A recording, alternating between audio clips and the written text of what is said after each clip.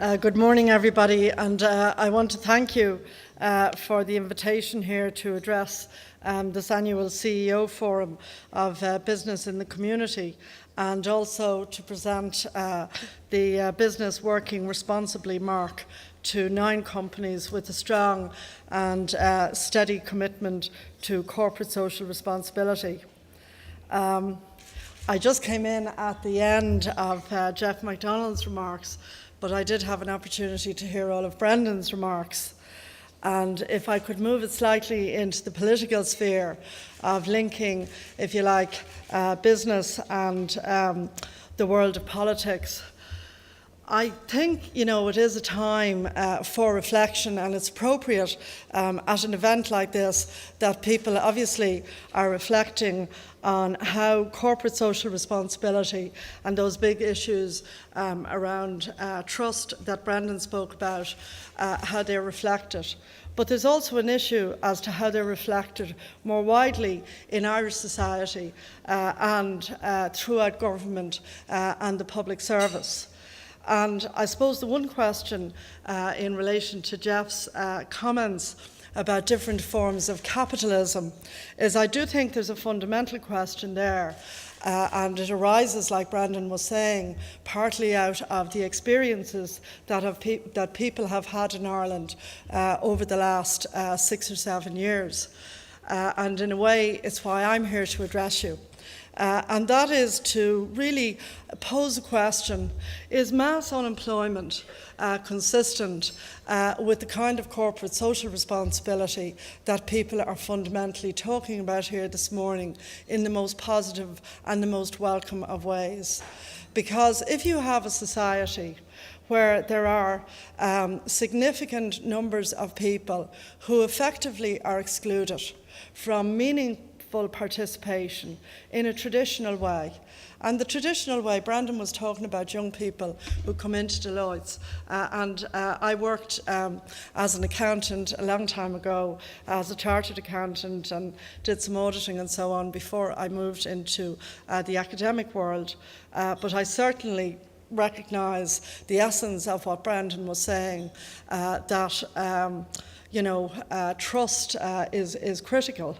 But if you have a society where, as a consequence of what we've experienced over the last few years, significant numbers of people are parked into a social welfare system which relatively internationally is benign enough, but not necessarily for the people who experience it.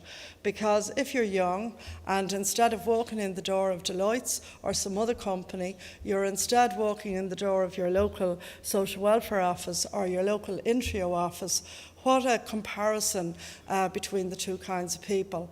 And sometimes, in fact, when you meet people in social protection offices, and John McKeown is here, he has a short video showing a young guy in a hoodie coming in, and then essentially through support and going through an interview process, getting connected into education, into training, into work experience, what has been a very alienated position for that young person in society becomes one where they become a participant.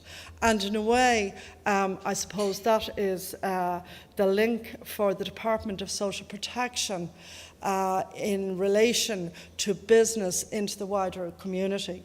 We're very happy to work with business in the community because part of the work of the organisation is to give an opportunity to people who otherwise would be parked outside.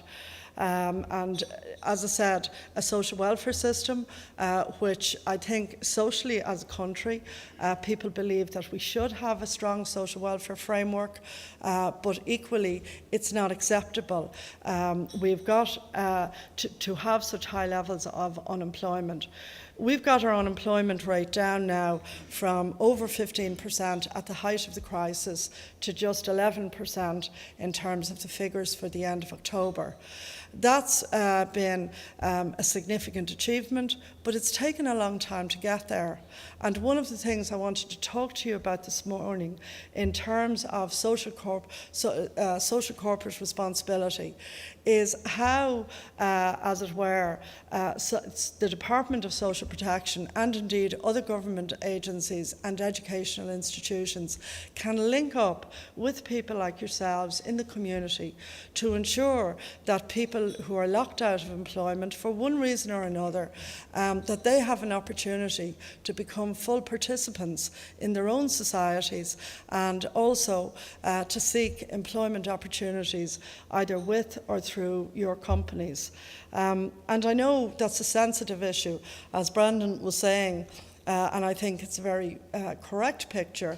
Deloitte or any other company are looking for the ultimate talent which will commit to the company, which will stay with the company, and which will best represent the company. And that's understandable because anybody hiring anyone has to look to what's best for their company and their situation. But I do think that as we return to recovery, it is important that companies like yourselves, people like yourselves, CEOs in leadership responsibility, should look to see if there are ways in which you can open out, not just simply in terms of community support programs, which are very important, but also look at the wider issues of unemployment and employment and giving people an opportunity. And as the Department of Social Protection, we're prepared to work with you. We're also prepared to have organisations like the Department of Education and SOLAS work with you as well to identify appropriate people, to help them with appropriate education and training so that ultimately you can consider people, as I said, who've previously been unemployed for employment and for participation. What's the trade-off for yourselves? I think it's well recognised right throughout commentary here and Europe and the States that if in fact you take people whom you train up and give an opportunity to at different levels, you'll probably almost certainly be rewarded with a significant amount of loyalty from those individuals and in particular meaning that those people that you recruit are much likely to stay to stay for a longer period with your company, and that obviously in terms of your customers and in fact the efficiency of your company is likely to work out much better for you. We are launching further stages of the Youth Guarantee Programme, and I wanted to mention one particular initiative to you. We have, as you know, and I established the National Programme of Internship getting on for about 3.5 years ago. About 34,000 people have now participated, all of them on a voluntary basis, and more than 14,000 host organisations, including, I suspect, quite a few of the companies who are here, have given really significant opportunities to people, many of whom were highly qualified, but because of the crash could simply not find employment, notwithstanding that they had degrees and in some cases masters and even further qualifications. Most of those people, more than 60% of them, have gone on as a consequence of that successful work experience to get further work. So what we are launching, and as I said, John McKeown is here and he can talk to people individually if they're interested, is a youth development internship. This is for younger people under 25, from any age from 17 up to 25, who are very far from the labour market. And I'm talking about some of the people that I know business in the community has worked with. These would be young people, a lot of them young men, who've left school early for a variety of reasons, dropped out, maybe got a couple of part-time but not particularly sustainable jobs, and really what they need are opportunities around interning and training and ultimately apprenticeship. in order to create a career.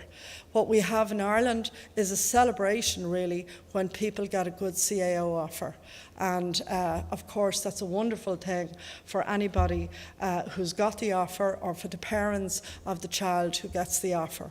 What we don't celebrate in Ireland, and it's something that fell out with the Celtic Tiger, but it does happen in countries like Germany and Austria and Sweden, where the rate of young people who are unemployed and not active in terms of employment, their rates are much, much lower than our rates. And the key thing is that they have apprenticeship and traineeship structures.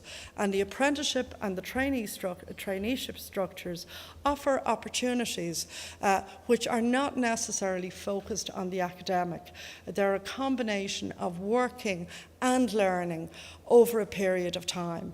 And I think if there's one thing to be regretted around the Celtic Tiger years, and lots of things happened, but it is that we kind of forgot about apprenticeships as a country, except for apprenticeships in the construction and construction-related trades.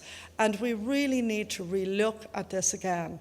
I don't see that the European ideal, the European Union, the political structures as we know them, can really survive if you actually look at a continent where in some countries youth unemployment is as high as 50 or 60%.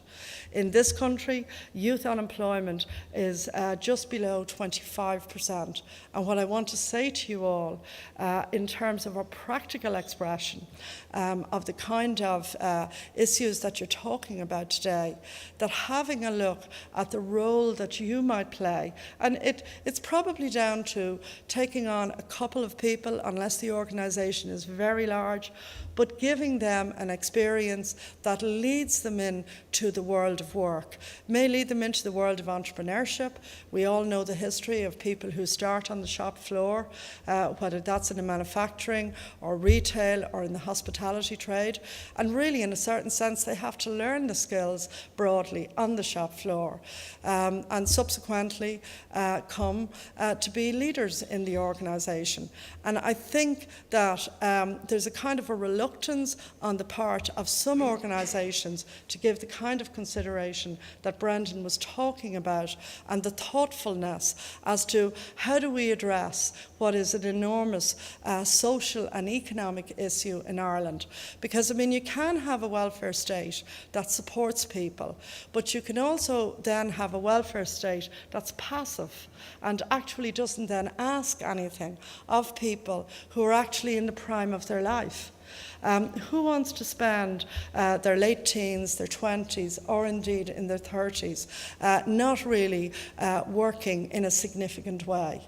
And that, I think, is a challenge for, obviously, all of Irish society, for politicians in Ireland, for policymakers, and I think yourselves as business leaders. Because at the end of the day, what you also want in a country like Ireland, and indeed what you want in the European Union, is a positive stability that provides for the kind of growth, provides for the kind of developments, the development of new technology, the development of new and better ways of doing things, but that is also people-centred.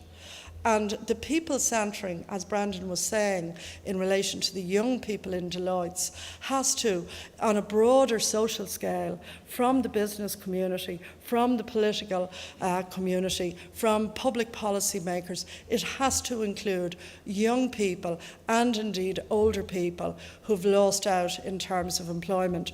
So I want to thank all of you who've been involved over the last 3.5 years in supporting internships and other developments in the Department of Social Protection aimed at getting people back to work. It is working. I'd like it to work faster, I have to say. But the next stage is to focus in through the youth guarantee structure relentlessly on people under 25 and to unlock the talent that I have absolutely no doubt is there. You know, people don't do well at schools for a whole variety of reasons. some to do with the situation in which they find themselves and their families, others simply to do with simple things like perhaps not getting on with the teachers and just finding school by the time you're 16 not a place you particularly want to stay in.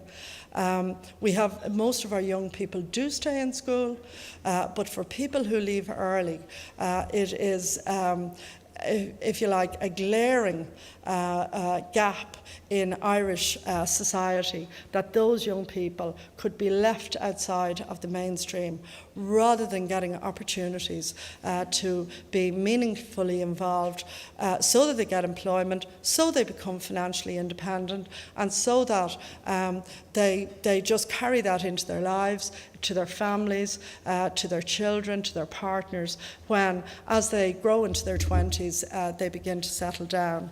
So we have a number of things in the department that we would like you in the next period of time, particularly those who have already supported us, to actually take on and look at the youth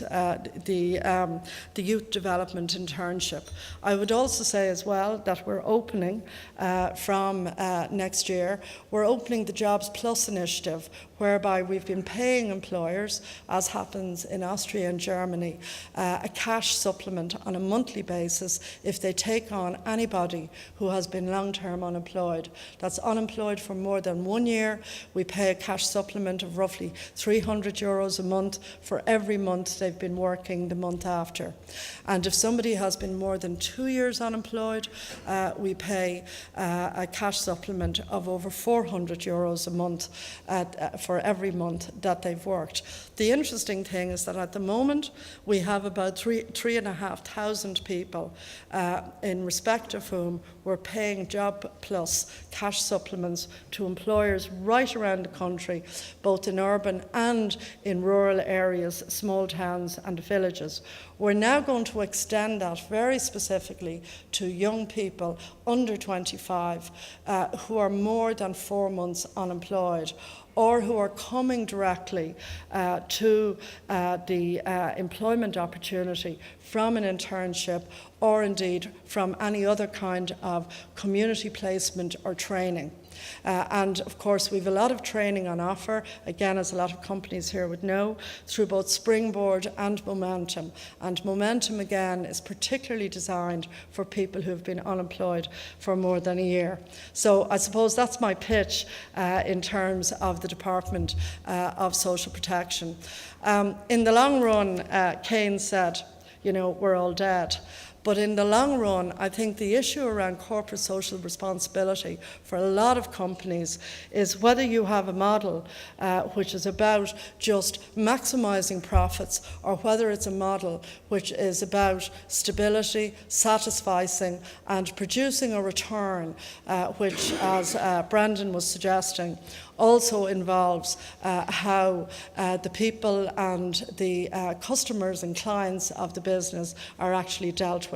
So I commend you for tackling this extraordinarily difficult issue because obviously in a competitive world people look over their shoulder at what the competitors are doing. But I think it is an important opportunity to reflect on core values that you have as business people. But that's also, of course, because you're leaders, a reflection on the core values that we have as a society in Ireland. And I think beating unemployment and giving everyone a chance to work has to be something that both business people and people in politics right across the party spectrum, I think we can all come together and agree on. Thank you very much.